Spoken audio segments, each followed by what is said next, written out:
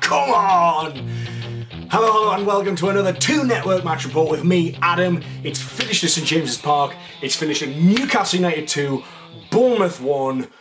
I mean, we were left on tenterhooks towards the end. I mean, we were having to soak up so much pressure, but a near perfect first half display.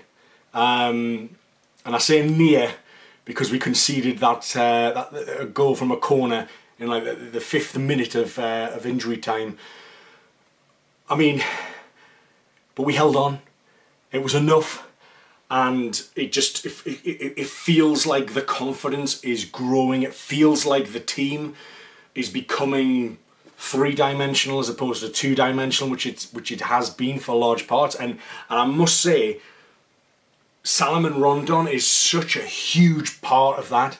Salomon Rondon is a massive, massive reason why we won today. And I'm not even talking about his 2 goals. Obviously, the contribution of goal scoring is crucial in this division, and boy, have we missed a fit and fighting Salomon Rondon in many of those other winnable games that we had, where he wasn't present because of injury, because of lack of fitness, or he was playing but not at 100% capacity. Now today, I saw Salomon Rondon put in an absolutely mammoth shift all game.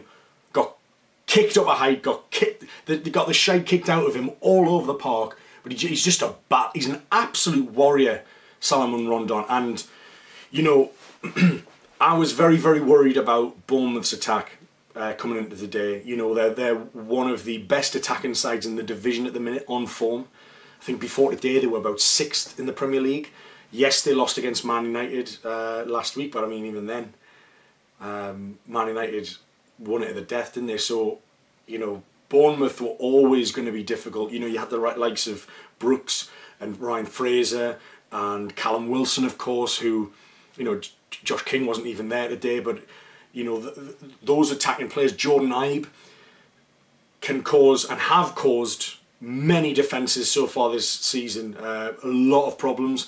And I was saying before the game, I was saying, you know, if we were to afford them as many chances as we gave Watford in the first half last week, then they'll be out of sight. We'll be nowhere near. We can't afford to give, you know, Watford were extremely wasteful, having been presented with about 5 huge chances in the first half. But Bournemouth are one of those kind of players who, one of those teams who have the players to finish. Like they've scored a lot. As I say, they're one of the most potent, dangerous teams in the Premier League. And when they're not playing against you, they're an absolute joy to watch, because you know, the way that Eddie Howe drills them, and he drills his teams to be fighting for every ball, for every minute of every game, the commitment. I mean, they're all playing for him. And that was evident to see today, actually, if you look at the second half performance, where they were just relentless. I mean, as I mentioned, that goal, I get at our goals in a minute, but that goal from the corner in injury time of the first half, obviously there was an extended period because Adam Smith went down. I think he's done something with his knee, possibly ligaments. It looked very innocuous. He'd got a bash from Mo Diarmi early on in the half, and then he almost tried to take a free kick and feigned the first kick, you know, as you do, like, oh, and then it just buckled. So there was a huge delay for that, getting him off the pitch, and I hope he's okay and it's not too bad. Charlie Daniels came on in his place, and thankfully it's not the Charlie Daniels of, you know, with form and momentum from last season, who to me was one of the best, most impressive left backs in the Premier League. Very unorthodox with his, you know, his ability in the air and his ranginess and his ability to get up and down, but I don't think he's fully fit either, which I think worked to our advantage, and they weren't as dangerous as it could have been. But because of this delay in play, you know, they applied some pressure towards the end of the second half, swung a ball in, and Lerma, who ended up coming off at half-time for former Magpie Dan Gosling in the end. I'm not sure what happened there, possibly an injury. Scoring the goal maybe, I'm not sure, but I think it was Key's man, and it was one of those that just looped over right into the corner. We had a man on the line on the post. I think it was Dummett, but it just kind of went over his head. Dubravka wasn't getting across, and it was like the only place in the goal that he could have scored from, he did. So fair play for them for scoring that, but that just gave them an inkling of hope that really made that second half very, very tricky. But let's have a look at our goal, certainly our opening goal in the first sort of 6 minutes. And what I was really impressed about was we absolutely went for them, and there was no nervousness from us. There was a belief in that team today. We were without Shelvey, Lascelles, Muto, the trio that got pulled, had to be taken off against Watford through injury.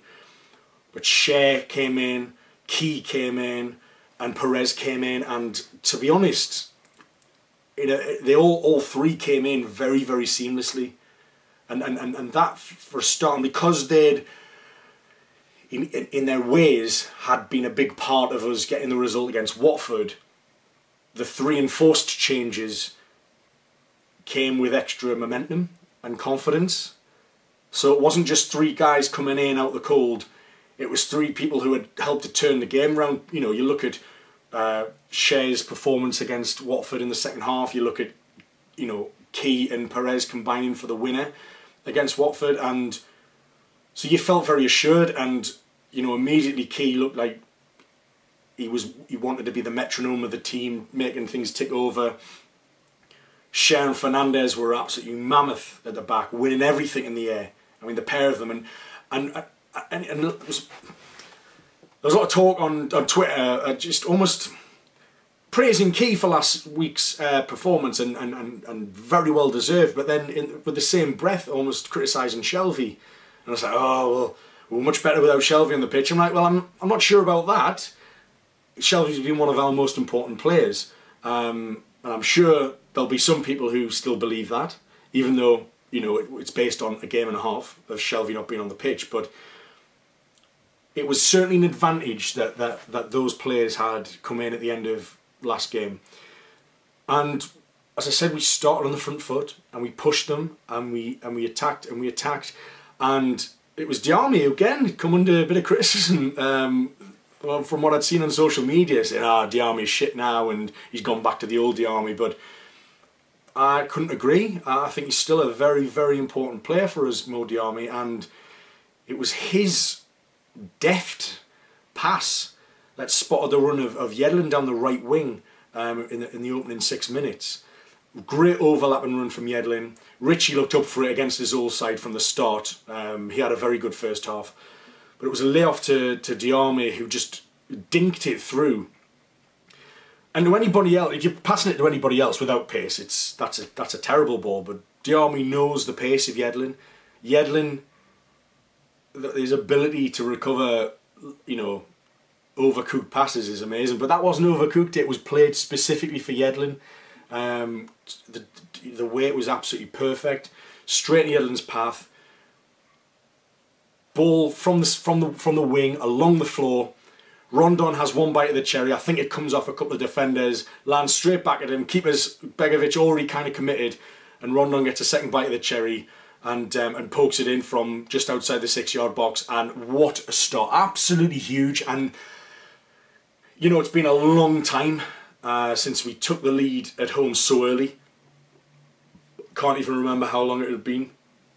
Obviously we were quick-fire against Manchester United, and had a long time to defend those goals. But for Rondon particularly to come in, a lot riding on him, you know, a lot believing, and I probably am within that faction of people of believing that, you know, his goals are going to make or break our season. Whether he can, you know, get 8, 9, 10 goals could be the difference between relegation and survival. So absolutely huge that he got a goal so early on, because his confidence would have been boosted. And as we've seen before, he's not the kind of player who would be shattered by confidence in the way that Perez can be, in the way that Dwight Gale has been, Mitrovic. He just gets on with it. He's been around the block, he's a veteran, he's experienced, and we saw that experience today up top. We suddenly became this three-dimensional team because he was in the attacking third. His physicality is I mean, he was just holding... I mean, Bournemouth's defenders, you've seen them, you know, the likes of Cook and Francis. They're huge guys, even like Nathan Ake, who, yeah, isn't so much of a bruiser, but he still has strength and athleticism, which is very difficult to I guess attack against. But Rondon gave us an out, and his ability to the amount of aerial duels he won, the amount of chest controls to earn his territory and yards was so crucial to us not just giving the ball straight back to them. And you know, there was a bit of a delay for Adam Smith's injury after about half an hour, and obviously it was about momentum picking up afterwards. But I mean, no hyperbole. This second goal is the best goal we've scored this year, and it's sort of a football purist's goal. You'll see it later on, or if you're watching this after match of the day, you'll obviously see it. You'll have seen it. But it was absolutely, it was stunning. It was absolutely stunning. It was a football purist goal. It was kind of like a Roberta Shearer combination of old. It really was. From like 2004, it was like a proper throwback. It was incredible. So one of their defenders has tried to head the ball out. Rondon's intercepted it with his chest, basically. Defenders come in. He's basically knocked it over his head, and cleverly, and I think knocked it over another guy's head as well. Really lovely, clever play from Rondon to win back possession and not panic again. This composure that we talked about before. And he lays it off to Key. Now Key just fucking arrows this ball. The width of the pitch, right, I mean it's bang on the money, I'm right behind it, and it just goes straight. It just drops on Kennedy's foot. And Kennedy's hugging the touch. The ball was absolutely spectacular. It really, really was. And these people who say, oh, well, without Shelvey we're better. I mean, that's a ball, that's a Shelvey ball.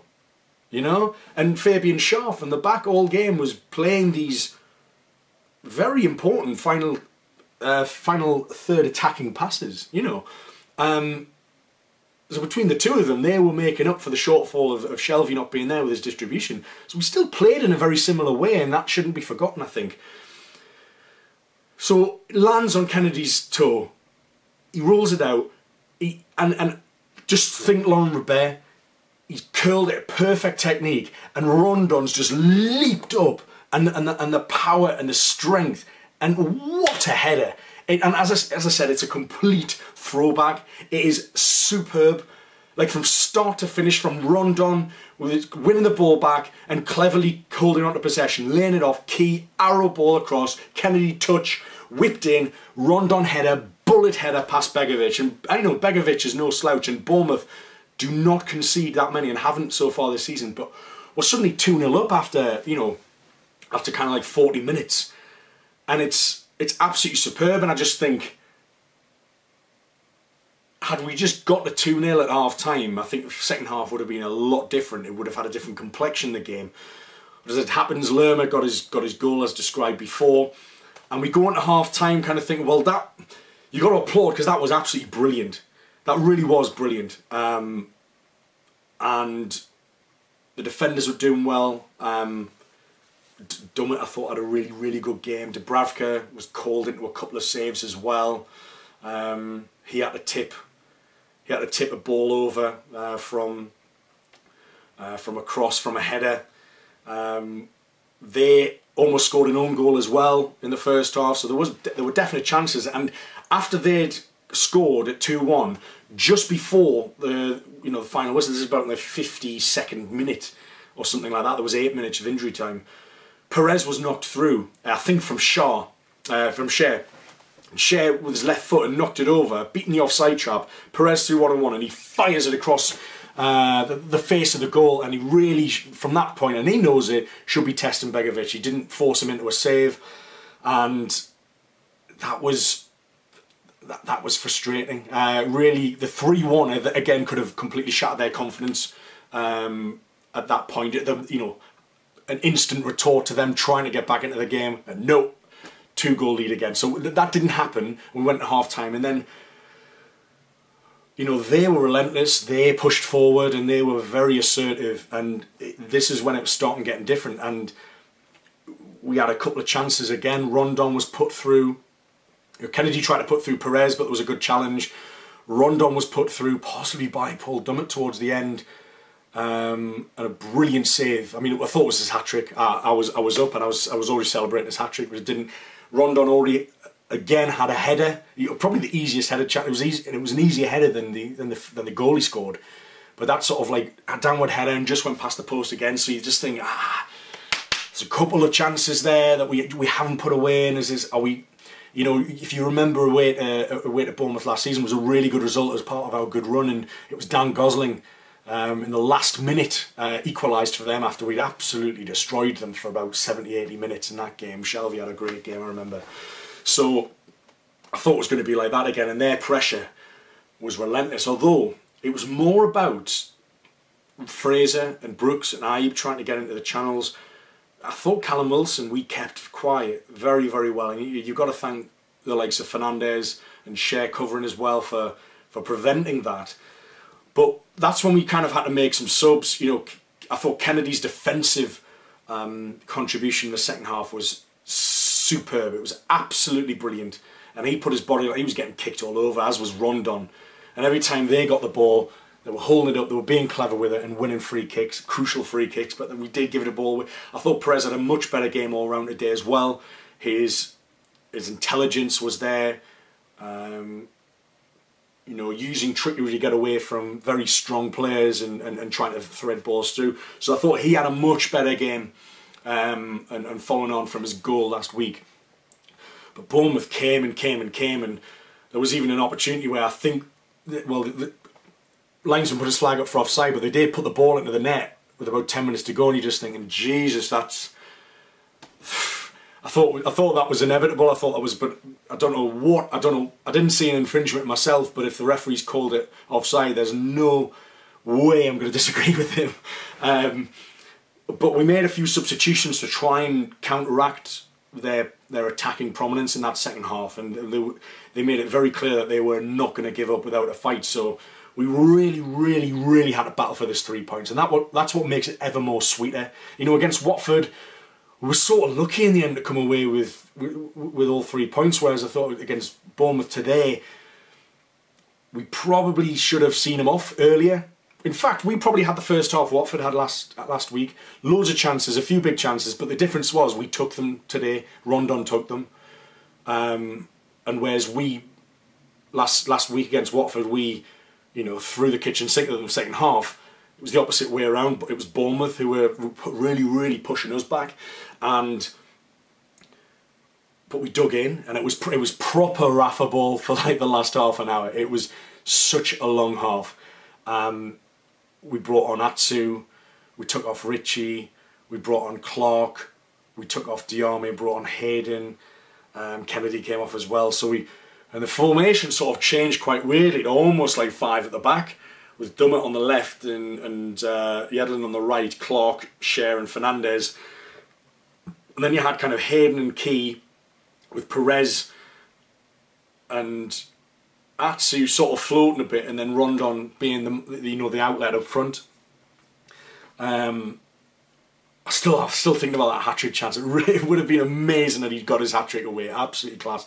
But, you know, fair play for their defending. And there's a couple of times that Bournemouth got in behind us, but again, our defenders slid in, and we just cleared it. And, you know, Kennedy in the 6-yard box, hoofing it. You had everyone back. Everyone was fighting for Rafa Benitez today. And I tell you what, he won't get criticism, Rafa Benitez. I mean, rightly so, but listen to where I'm going with it. He won't get criticism for shutting up shop the way he did, because he won. But had they drew 2-2, he would have got criticised for not going for it again. I know it. But he had to read that situation there and then to think, do we have the players? Can we keep playing like we did in the first half? They've got belief, their tails are up, and they're one of the best attacking teams in the league. What do I do? Do I try and sit on it? And I tell you what, there is such a huge difference between an Alan Pardew side that tries to shut up shop after 1-0 up straight away. So Alan Pardew go 1-0 up after 25 minutes and he'd shut up shop, he'd sit back and soak it up. The best thing about today is Rafa Benitez went 1-0 up after 7 minutes, right? He was like, right, let's get another one. So we pushed forward, got another one in 40 minutes. And because they because they were pushing forward second half, that left acres of space for us as well, which is, I think, was why Atsu was quite a good outlet, who had a shot saved as well against his old team he was on loan to a few years ago. And we did keep going for it, but we had to soak up the pressure second half, and Hayden was just a defensive body to get, to try and block, to try and get in the way. Kieran Clark, again, another body, just another troop in the wall of defence that we had against their relentless pressure, which we really restricted them in terms of like their, they had, so in total they had 14 shots, but only 4 of them on target. 3 huge chances from them. So like, we really tried to limit them, and we succeeded. Whereas like, we had 18 shots, 6 on target, 5 of them were big chances, and most of them were in the first half, I imagine. So the fact that we could nullify such an attacking threat as Bournemouth to 4 shots on target, and in fairness, those shots I think all were very dangerous, and Dubravka did well and had to be called up to step up and play a few times just to keep us in it. But the difference between, like I say, a Pardew side or a McLaren side that sits on a 1-0 win, we didn't do that. But the difference was, when we sat on it, Rafa had already given the team enough chances to try and see the game out. That wasn't happening. So what do? Do we keep trying to commit forward and leaving space at the back for their very, very quick wingers? I mean, against Bournemouth or against their pace, we have to sit deep. Just by definition, we can't allow them space in behind. So Rafa made that decision to shut up shop, which is why he brought on extra defenders. He brought on a defensive midfielder in Hayden, and he brought on Atsu as a speedy outlet because Rondon was getting knackered. So really clever substitutions, and if Rafa's going to get criticised for substitutions in matches gone past, he needs absolute praise for what he did today. You wondered what he was doing in one sense, but in terms of his formation, but it worked, and the risk paid off. We had, like I said, that was that offside goal that could have well easily have gone in, those kind of goals. But we held out, and it was such an important win today. I can't stress. I still have the adrenaline from the final whistle. I let out a visceral scream of passion and joy at the end. It was huge. That's 2 back-to-back wins. Let's see, Newcastle at the minute. I mean, the Crystal Palace result hasn't come in yet, and Fulham are still to play. But we are now up into 14th with 9 from 12. So that's huge. We're 3 points behind West Ham, and we're 5 points behind Brighton, who lost today at Cardiff. So, in reality, we're only 1 point off the we're only 1 point off the relegation zone. But the fact that we've now got wins under our belt, the elusive win is no longer a thing. We've got an international break, and then it's Burnley on the 26th, the Monday night match, which I'm hopefully going to be at, so we'll hopefully get a video away for that. But I'm absolutely delighted and buzzing today, and Rafa deserves huge praise. The players deserved huge praise. The fans were fantastic. The minute silence for Armistice Day was held impeccably as well. And I thought the referee was pretty good, all told. He really allowed the game to flow. I thought Lewis Cook might have got sent off at the end, mind. He kicked the ball away early in the game, which is, for me, letter of the law, should have been a yellow card. Kick the ball away after giving away a free kick. And then, as we were through, about the 89th minute, this is stoppage time, he absolutely scythed Rondon down. So Rondon took issue with it. I mean, the tackle alone is a yellow card offence. Easily. So he takes Rondon out. Rondon takes exception, sort of squares up to him, and Lewis Cook pushes him with 2 hands. And then Rondon sort of goes back in. Doesn't go with his head, but he goes back in kind of with his chest. And they both get a yellow card. So if they've both got a yellow card for that altercation, it means that Lewis Cook has completely escaped punishment for that tackle. Because Lewis Cook's hand push was a lot worse than Rondon kind of coming back with him with his chest. It really was. So I think Lewis Cook's been, maybe the referees tried to not let it descend into madness in injury time, but I mean, if I tell you what, it would have been absolute hell on if they come back into that game with that decision. I mean, it's how Rondon's punishment could be on the same level as Lewis Cook, despite Lewis Cook's ridiculous. I mean, he just took him out. It was an awful, cynical challenge that could have knackered him. But as I said, Rondon's a warrior. He's my man of the match. It could have been any one of Fernandez, Shea, Key. They were all just fantastic. Kennedy, just some fantastic performances. Brilliant. I'm really, really proud of them. I'm really proud of Rafa Benitez. The poppy display in the ground was superb as well. Got to give a mention for that. I'm absolutely buzzing. What a great win going into an international break as well. It means Rafa can breathe a little easier, and I just thought the atmosphere today was just class. Absolutely mint. It's what it should have been in the last few games, and we need to use it to our advantage. It's been brilliant, and I think we need to push on and get a couple more wins in this relatively good run that we've got over the next few weeks as well. I'll leave it at that. Thanks so much for watching. If you've really liked this video, please subscribe, please share, tell your friends and like it as well. Thank you very much. If you're listening on SoundCloud or iTunes, please subscribe and give us a rating as well. But if you want to follow us on Facebook at The 2 Network 1892 and on Twitter, of course, at The 2 Network. I've been Adam. This has been a 2 Network match report. Rafa's Mags, come on! We'll see you next time. Bye-zy-bye.